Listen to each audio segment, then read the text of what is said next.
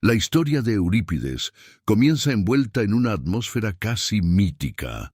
Nació en el año 480 a.C., año en el que se libró la célebre batalla naval de Salamina, en la cual la flota griega, liderada por los atenienses, logró una victoria decisiva sobre el poderoso imperio persa. Esta coincidencia no solo marcó simbólicamente su vida, sino que en la tradición popular se decía que el llanto de un recién nacido resonó entre los acantilados de Salamina mientras los barcos colisionaban y las llamas devoraban las naves enemigas. Ese niño era Eurípides. El eco de la guerra y el nacimiento mezclados en un mismo instante le otorgaron, en la memoria colectiva griega, una carga profética, como si su vida estuviera predestinada a ser un espejo de las ruinas humanas, de la lucha, la catástrofe y el alma desgarrada por la historia. Sobre sus padres, los testimonios varían. Su padre se llamaba Mnesarco o Mnesárquides. Algunas fuentes afirman que era un comerciante acomodado, probablemente propietario de tierras o incluso vinculado al culto dionisíaco. Otras versiones, sobre todo las propagadas por sus detractores, lo ridiculizan como un tendero vulgar, e incluso sugieren que su madre vendía hierbas en el mercado, una imagen que fue explotada cómicamente por los comediantes de su tiempo, especialmente Aristófanes. Lo cierto es que esa representación servía más para deslegitimar sus ideas filosóficas y su obra teatral, que para describir con fidelidad su origen social. Era común, en la Atenas democrática, caricaturizar al pensador radical como producto del bajo pueblo, despojándolo así de autoridad. Eurípides creció en una Atenas que emergía de las cenizas de las guerras médicas, en un ambiente de efervescencia intelectual, política y cultural. Fue una época de reconstrucción, no solo arquitectónica, con la creación del Partenón o el Ágora como centro neurálgico de la polis, sino también espiritual. Los dioses, las leyes y los héroes eran reverenciados, pero comenzaban a ser cuestionados. En este crisol de cambio, el joven Eurípides encontró alimento para su mente aguda. Desde su infancia, mostró signos de una inteligencia introspectiva, una sensibilidad profunda que lo alejaba de los intereses convencionales. No destacaba en el atletismo ni en las competencias físicas, lo cual ya era motivo de crítica en una sociedad que idolatraba el cuerpo tanto como la mente. Sus intereses se inclinaban por la lectura, la música, la observación del mundo natural y la reflexión moral. Era, en muchos sentidos, un niño melancólico y silencioso, cuyas preguntas parecían desbordar la estructura mítica que sus maestros trataban de imponerle. Fue educado en el marco de la paideia clásica, pero rápidamente superó sus estudios formales. Aprendió retórica, métrica, música, pero también comenzó a familiarizarse con ideas filosóficas revolucionarias. Su educación no estuvo solo en manos de gramáticos o músicos, sino también de pensadores radicales. Se dice que fue discípulo de Anaxágoras, el filósofo jónico que introdujo en Atenas una visión científica del cosmos, basada en el nous, la mente ordenadora del universo, y que negaba la acción arbitraria de los dioses. También tuvo contacto directo o indirecto con Protágoras y otros sofistas, quienes planteaban que la verdad es relativa y que las leyes son invenciones humanas. Este pensamiento crítico y racionalista chocaba frontalmente con la religión tradicional y con la noción de destino heroico que dominaba la tragedia griega de su tiempo. Eurípides comenzó a ver en el mito no una verdad sagrada, sino un reflejo simbólico de los miedos, deseos y contradicciones humanas. Entendió que los dioses eran espejos de los hombres, no al revés, y esta inversión de perspectiva sería una revolución en su teatro. En esta etapa temprana, su entorno familiar le ofreció un mínimo de estabilidad, pero su verdadero hogar fue siempre su mente y su soledad. Mientras otros jóvenes soñaban con la gloria política o militar, Eurípides se sumergía en los laberintos de la emoción humana, preguntándose por qué sufrimos, por qué creemos, por qué amamos, por qué nos destruimos. Atenas era el lugar perfecto para esa exploración. Una ciudad que creía en la razón, pero aún sacrificaba animales a los dioses. Una democracia que hablaba de libertad mientras silenciaba a los críticos. Así nació Eurípides, entre la guerra y el mito, entre el mercado y la filosofía, entre el ruido del mundo y el silencio interior de un alma inquieta. Su infancia y juventud no estuvieron marcadas por eventos espectaculares, sino por una transformación silenciosa y profunda. La gestación de una mirada trágica que no buscaba consuelo en los dioses ni en las normas sociales, sino que se atrevía a mirar lo humano, sin máscaras, sin ilusiones. Atenas era, en el siglo V a.C., más que una ciudad, era un experimento de civilización.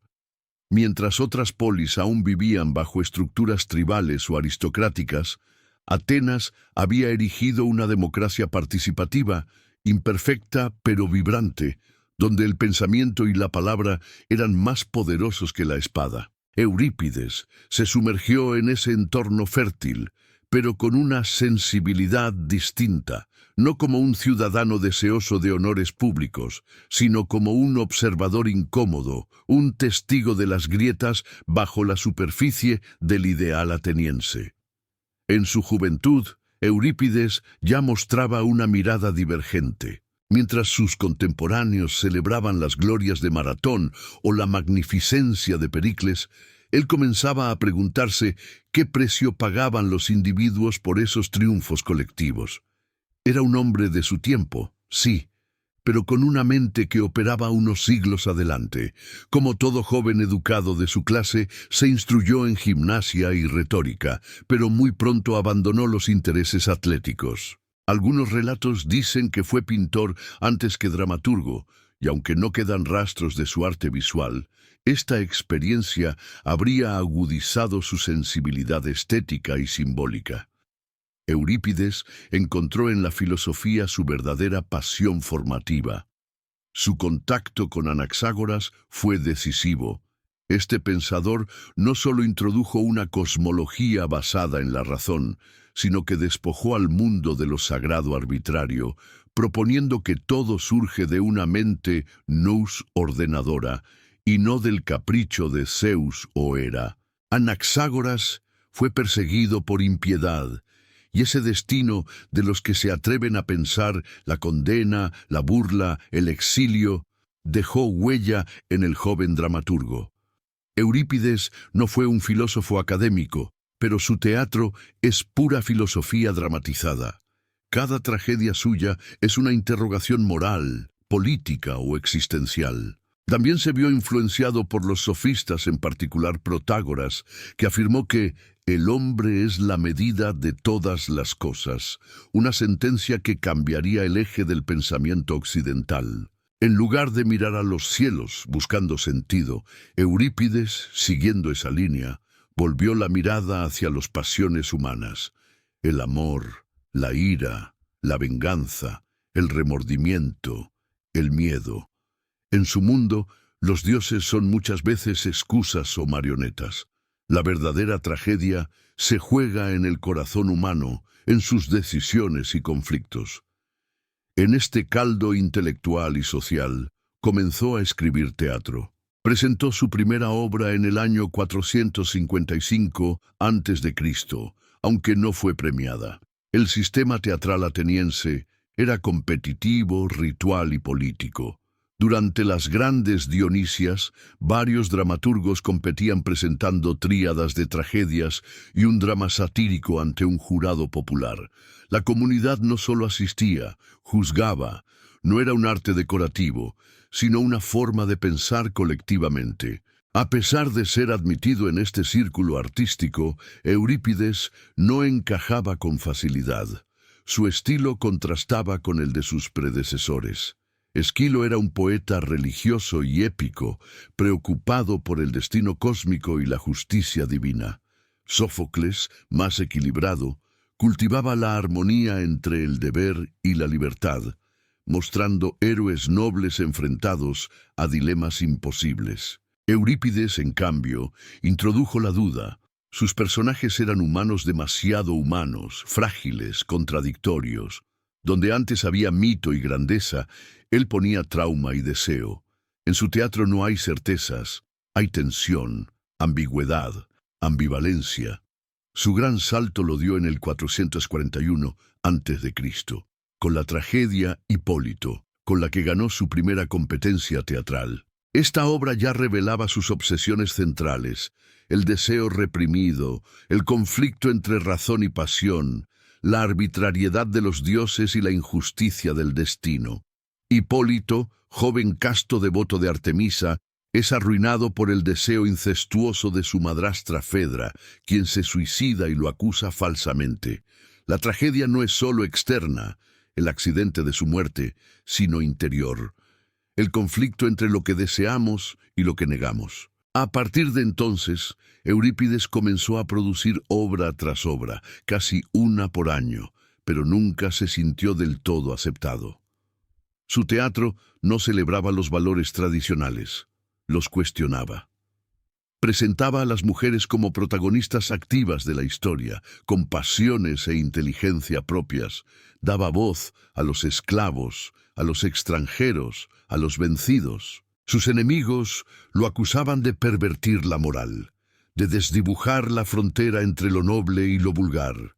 Y sin embargo, era justamente esa visión más humana y menos heroica la que lo convertía en un pionero. En el fondo, Eurípides intuía que el mundo antiguo estaba comenzando a desmoronarse. La fe ciega en los dioses, la seguridad de la polis, el honor del linaje, todo eso ya no bastaba. Su teatro era la grieta por donde se filtraba una nueva sensibilidad, una más escéptica, más introspectiva, más moderna. Pero esa mirada aún no era comprendida. Como todo adelantado a su época, pagó el precio de la incomprensión, del aislamiento y la sátira. En la Atenas donde todos hablaban, él prefería escuchar. En una ciudad obsesionada con el honor, él desnudaba la culpa. Mientras los oradores clamaban por justicia o venganza, él preguntaba si alguna vez el alma se cura del dolor. Así fue Eurípides en su madurez, un pensador incómodo disfrazado de dramaturgo, un filósofo que hablaba con máscaras, pero que miraba directo a los ojos de su tiempo. El genio de Eurípides no brilló por su popularidad, sino por su capacidad de incomodar. Desde sus primeras tragedias quedó claro que su visión del mundo no era compatible con la sensibilidad predominante del público ateniense. Donde el pueblo quería ver reafirmado su ideal heroico, Eurípides proponía el abismo de la conciencia. Donde otros exaltaban la justicia divina, él revelaba su crueldad arbitraria. Su teatro no era un consuelo, sino un espejo donde se reflejaban los rostros humanos, deformados por la ira, el deseo, el resentimiento, la debilidad y la duda. El público, habituado al tono solemne de Esquilo o a la nobleza moral de Sófocles, no sabía cómo reaccionar ante las obras de Eurípides. Lo acusaban de hacer hablar a los esclavos como si fueran hombres libres, de permitir que las mujeres hablaran con intensidad, rabia y lógica, de poner en boca de sus personajes argumentos sofísticos que cuestionaban las leyes, la religión y la moral tradicional. Fue considerado subversivo, irreverente, casi peligroso, y sin embargo, él persistía, como si escribiera no para su tiempo, sino para otro, como si supiera que el alma humana, a pesar de las máscaras culturales, permanece igual, frágil, herida, contradictoria. La crítica más feroz vino desde la comedia. Aristófanes, el gran comediante de Atenas, convirtió a Eurípides en blanco de sus sátiras más memorables. En las Tesmoforias lo presenta como un misógino que teme que las mujeres conspiren contra él por retratarlas de forma tan intensa. En Las Ranas lo enfrenta post-mortem a Esquilo, en una especie de juicio en el inframundo para decidir quién es el mejor trágico. Allí se ridiculiza su estilo, su supuesto pesimismo, su tendencia a racionalizar el mito. Pero bajo la burla hay una verdad punzante. Eurípides era visto como alguien que amenazaba el orden simbólico de la polis. Sus personajes no eran héroes, sino personas.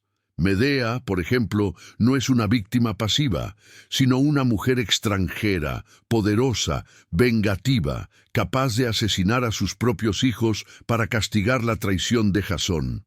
En Hécuba, una reina derrotada se convierte en bestia vengadora. En las troyanas, las mujeres esclavizadas lamentan la victoria griega.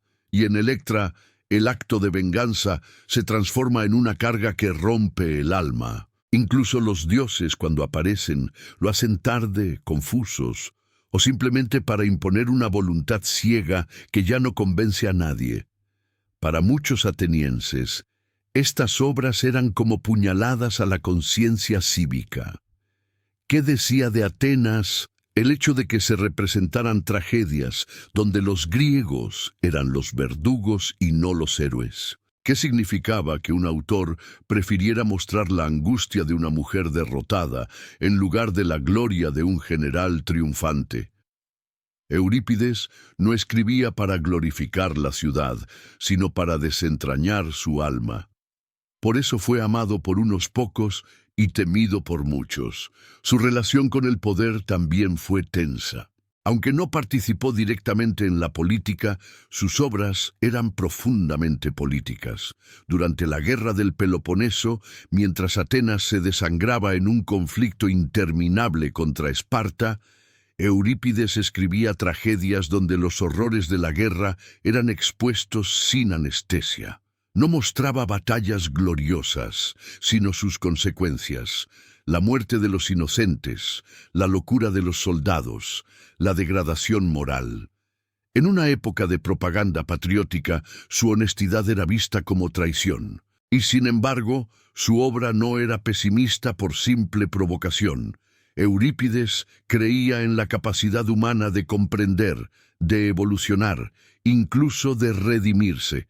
Pero esa redención no venía por intervención divina, ni por la obediencia ciega a las normas, sino por una lucha interna, por el reconocimiento del propio dolor y del dolor ajeno. Su tragedia era terapéutica, en el sentido más profundo. Obligaba a mirar lo que se quiere evitar. Durante su carrera escribió entre 90 y 95 obras. De ellas, solo 18 han llegado a nosotros completas. Y aunque sus victorias en los certámenes dramáticos fueron escasas, solo ganó 4 veces y una de ellas fue póstuma. Su influencia crecía con cada representación. Su lenguaje, más directo y menos pomposo que el de Esquilo o Sófocles, acercaba la tragedia a la experiencia cotidiana. Usaba el Deus ex machina, no como recurso fácil, sino como crítica. Mostraba dioses que aparecían al final solo para imponer su voluntad absurda, revelando que los dioses mismos eran parte del problema. Sus obras estaban impregnadas de interrogantes sin respuesta. ¿Es posible la justicia cuando el alma está herida? ¿Se puede amar y odiar al mismo tiempo? ¿El sufrimiento ennoblece o destruye? ¿Los dioses existen o son solo proyecciones humanas? Estas preguntas lo alejaron del gusto popular, pero lo acercaron a la posteridad. Mientras vivía, Eurípides fue un marginal brillante, un outsider en una ciudad que celebraba la uniformidad, un pensador entre poetas, un filósofo enmascarado de dramaturgo. No ofrecía certezas, sino dilemas. No edificaba templos, sino que escarbaba en sus ruinas. Y eso, aunque le costó el reconocimiento en vida, lo convertiría en una de las voces más profundas y modernas de toda la historia del teatro.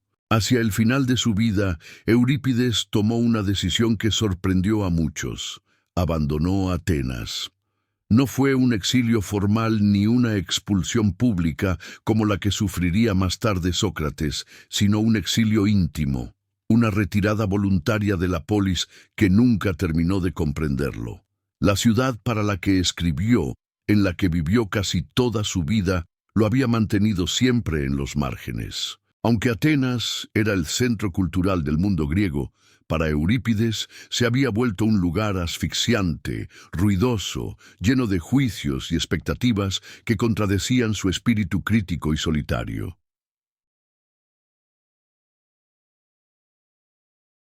La guerra del Peloponeso había devorado la gloria de Atenas, enfrentándola durante décadas a Esparta en una espiral de violencia, hambre, peste y corrupción política.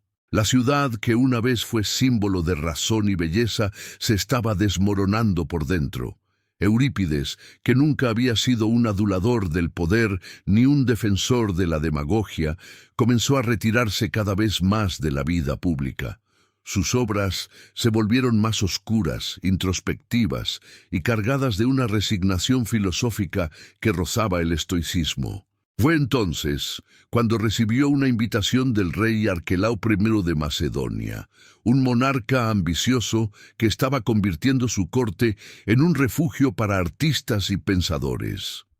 Arquelao quería hacer de Macedonia un nuevo centro cultural, y ofrecerle asilo a Eurípides era tanto un acto de hospitalidad como una declaración de poder. Tener al gran dramaturgo griego bajo su techo era símbolo de prestigio intelectual. Eurípides aceptó. Viajó al norte, dejando atrás el mar Egeo, los muros de Atenas y la memoria de una vida entera. Lo que encontró en Macedonia fue inesperado. Paz. No solo la tranquilidad de un entorno rural y palaciego, sino un tipo de paz más profunda, la de no tener que luchar constantemente contra la incomprensión. Allí fue tratado con respeto, incluso con veneración. Por primera vez, su pensamiento encontró un terreno fértil, sin la burla de los comediantes ni el juicio del populacho. Y lejos de apagarse, su creatividad se encendió con una llama distinta. En Macedonia escribió algunas de sus tragedias más poderosas, como Ifigenia en Áulide, Orestes y la sublime Las Bacantes, una obra que paradójicamente retoma el tema de Dionisio, el dios del teatro y el delirio, desde una mirada más oscura y brutal que nunca. En ella, el dios castiga con locura y muerte a quienes no lo reconocen, y la línea entre lo divino y lo monstruoso se difumina por completo. La pieza es un canto ambiguo a la potencia de lo irracional, a la fuerza destructiva de lo reprimido, a la inevitabilidad del caos cuando la razón fracasa. El tono general de estas obras finales muestra a un Eurípides distinto. Ya no busca convencer, ni siquiera escandalizar, solo revela, escribe como quien ha dejado atrás toda necesidad de aprobación. Ya no denuncia a los dioses, simplemente los muestra. Ya no busca respuestas morales, solo ilumina la condición trágica de estar vivo. Su retiro en Macedonia no fue una fuga, sino una culminación.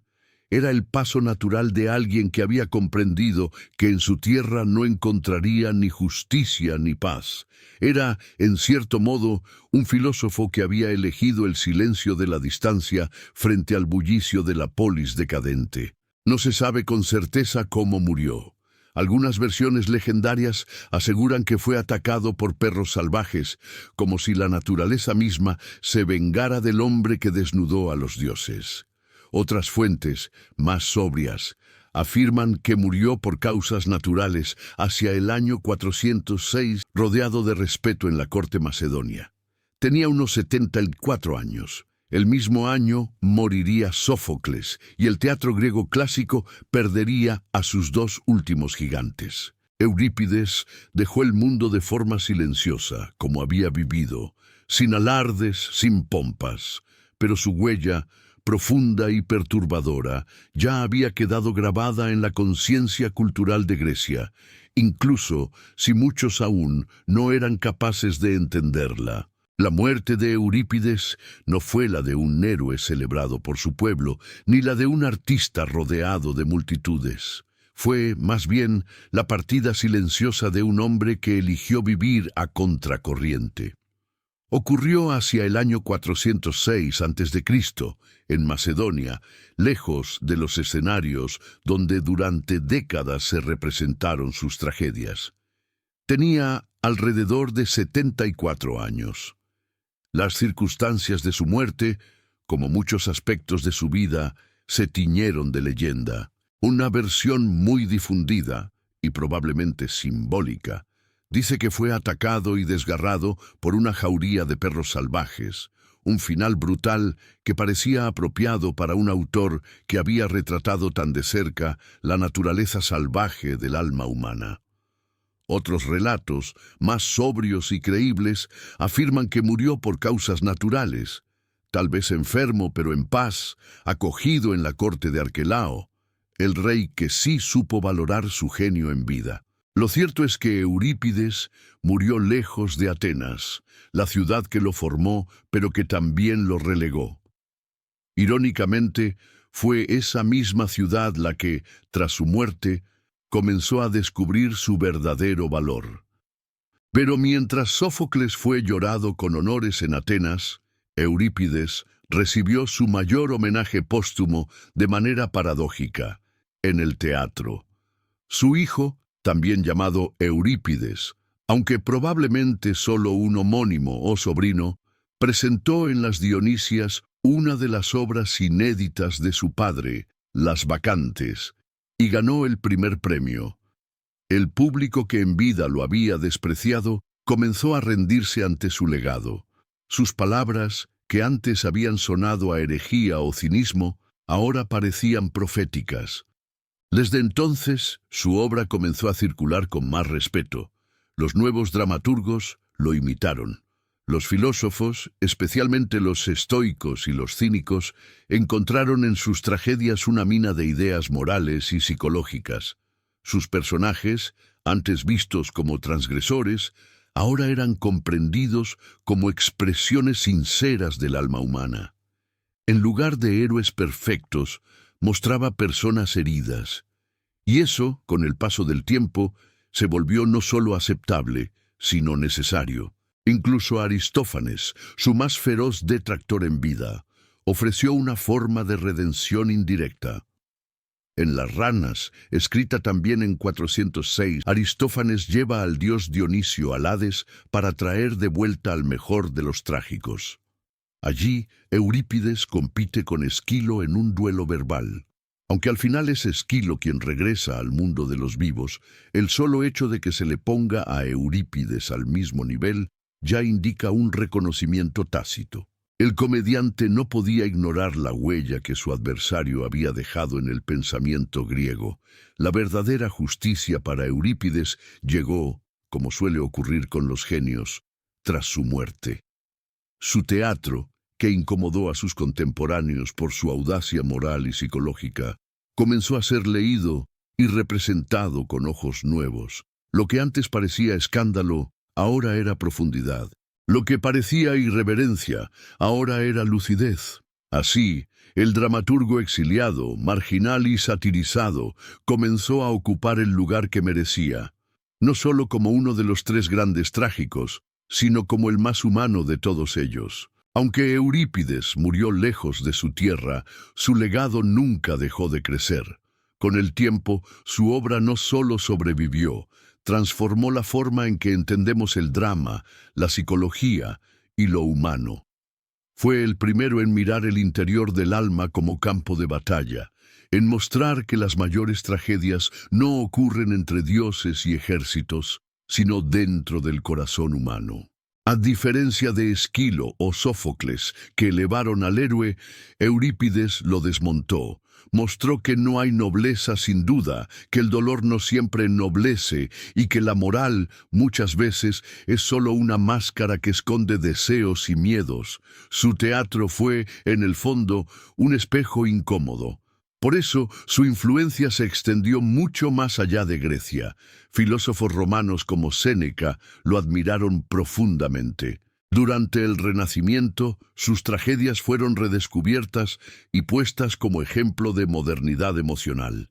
Incluso en tiempos actuales, sus obras siguen representándose, estudiándose y emocionando a quienes buscan algo más que entretenimiento. De sus casi 90 tragedias, solo 18 nos han llegado completas. Pero esas 18 bastan para entender a un hombre que escribió con la pluma de un filósofo y la sensibilidad de un alma herida. En cada verso suyo hay una pregunta, un dilema, un temblor.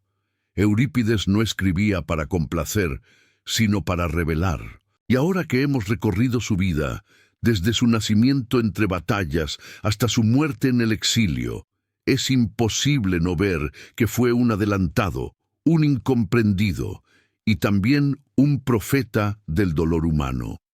Eurípides nos enseñó que lo trágico no es solo lo que sucede, sino cómo lo sentimos. Si este recorrido por su vida te ha hecho pensar, sentir o simplemente despertar la curiosidad por el alma humana y su historia, te invito a que te suscribas a nuestro canal Read, Look, Aprende. Aquí exploramos vidas, ideas y verdades que todavía tienen algo que decirnos, incluso siglos después. No olvides activar la campanita, dejar tu comentario y compartir este video con quienes también buscan contenido profundo, valiente y diferente. Nos vemos en el próximo viaje.